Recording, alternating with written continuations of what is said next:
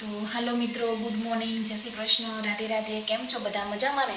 તો સ્વાગત છે તમારું મારી યુટ્યુબ ચેનલ શ્રદ્ધા લાઈફસ્ટાઈલમાં.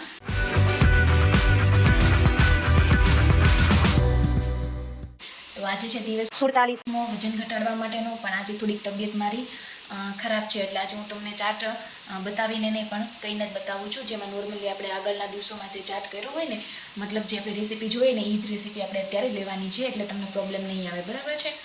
તો સવારમાં આપણે ઉઠીને છે ને અળસી લઈ લેવાની છે 1 ચમચી. અળસીથી છે ને બહુ સારો ફાયદો થાય છે, એનાથી વજન ઘટે છે, અને સ્કિન માટે જે લોકોને હેરફોલનો પ્રોબ્લેમ થતો હોય ને, તો એમાં પણ એ લોકોની રાહત રહે છે. બીજું કે ડાયાબિટીસ માટે પણ બહુ સારી છે અળસી, અને કોલેસ્ટ્રોલને ઘટાડે છે. તો અળસીના બહુ બધા ફાયદા છે, અને મિનિમમ તમારે 1 ચમચી નાની ચમચી જેટલી લેવાની છે, વધારે નથી લેવાની. ગરમ પાણી સાથે 1.5 ગ્લાસ પાણી સાથે.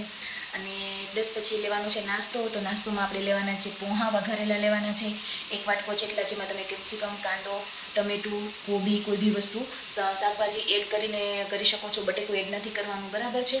અને પછી 10 વાગે આપણે લેવાનું છે દૂધીનું જ્યુસ. તો દૂધીની જ્યુસની રેસીપી હું 43મા દિવસે તમને બતાવીશ કે કઈ રીતના કરવું છે ને તે. બરાબર છે? અને અત્યારે તમારે લઈ લેવાનું છે ચિયા સીડ્સનું પાણી. બરાબર છે? નોર્મલી તમારે ચિયા સીડ્સનું પાણી તમે લઈ શકો છો. દૂધીનું જ્યુસ જે લોકોને ભાવે ને એ લોકોએ દૂધીનું જ્યુસ લેવાનું છે, અને જે લોકોએ ચિયા સીડ્સનું પાણી ભાવતું હોય તો એ વાંધો નહીં, લઈ શકે છે. મતલબ એક દિવસ નહીં, એક દિવસ આ લેવાનું છે, પણ દૂધીનું જ્યુસની રેસીપી નથી હજી બતાવી, એટલે તમે ચિયા સીડ્સનું પાણી લઈ લેજો. બરાબર છે? બપોરે આજે લેવાનું છે અડધું બાજરાનો રોટલો, અને એની સાથે દૂધી કે તુરિયા કે ગલકાનું શાક લેવાનું છે. બરાબર છે? અને સાંજે લેવાની છે ગ્રીન ટી અથવા સિઝનલ ફળ લેવાનું છે આપણે. અને ગ્રીન ટી તમે કોઈ પણ લઈ શકો છો. મેડિકલમાં અત્યારે બહુ બધી મળે છે, તે બધી સારી જ આવે છે, તમે લઈ શકો છો.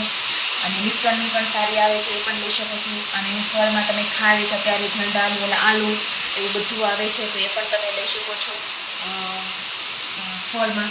બરાબર છે? કેળા સિવાયથી તમે બધી વસ્તુ લઈ શકો છો. અને સાંજે આપણે લેવાની છે ઓટ્સની ખીચડી લેવાની છે. અને એ ન હોય, ઓટ્સ ન હોય, તો નોર્મલી આપણે જે રેગ્યુલર જે ખીચડી બનાવીએ ને એ લઈ લેવાની છે. કેમ કે સાંજે તમે જેમ બને એમ ઓછું ખાઓ તો વધારે જ સારું. ચોમાસાની સિઝન છે એટલા માટે, જે તમને સારું રહે એટલા માટે. ચોમાસાની સિઝન છે તો તમારું પેટ તમને હળવું રહે એટલા માટે. અને આ બધી વસ્તુ છે ને, તમને જ્યારે ભૂખ લાગે ને, ટાઈમસર ખાવાની છે, પણ ત્યારે ભૂખ જેટલી લાગી હોય ને એના કરતાં થોડીક ઓછી ખાવાની છે. હળવું તમારું શરીર રાખવાનું છે. બરાબર?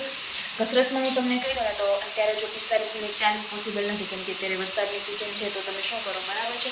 તો 45 મિનિટ તમે હળવો વ્યાયામ છે ને તમે ઘરે બેસીને કરી શકો છો, જે તમને યુટ્યુબમાં ઘણી ચેનલમાં જોવા મળે છે. અને હું ચાલુ કરીશ તો કહીશ, કેમ કે હમણાં થોડીક તબિયત ખરાબ છે, એટલે તો હમણાં તો નહીં થાય એટલા માટે.